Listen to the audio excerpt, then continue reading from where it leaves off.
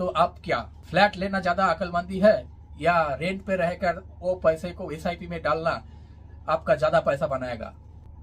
दोस्तों, मैं हूं सौरिश।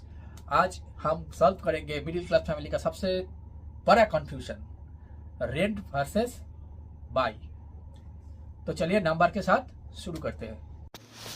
दोस्तों, रेंट वर्सेस एसआईपी एक कैलकुलेशन मैंने दिखाया इधर, केस 1 एंड केस 2। केस 1 में आप बाइंग कर रहे हैं, केस 2 में आप फ्लैट रेंट पे ले रहे हो।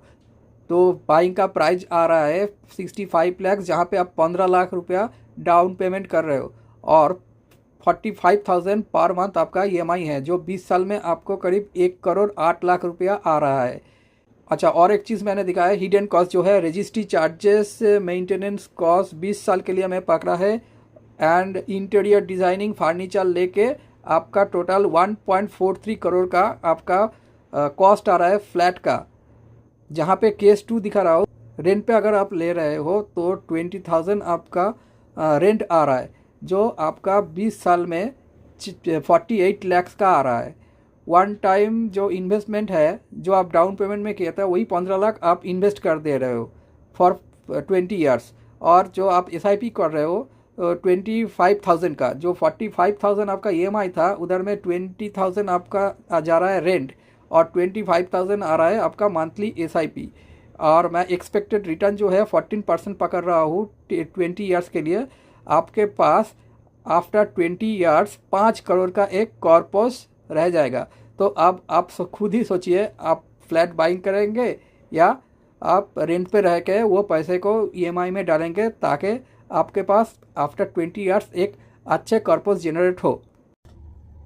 देखिए, रेंट के लिए फ्लैट का जो सप्लाई है वो बहुत है, इसलिए रेंट फास्ट नहीं बढ़ रहा है जितना प्रॉपर्टी प्राइस बढ़ रहा है।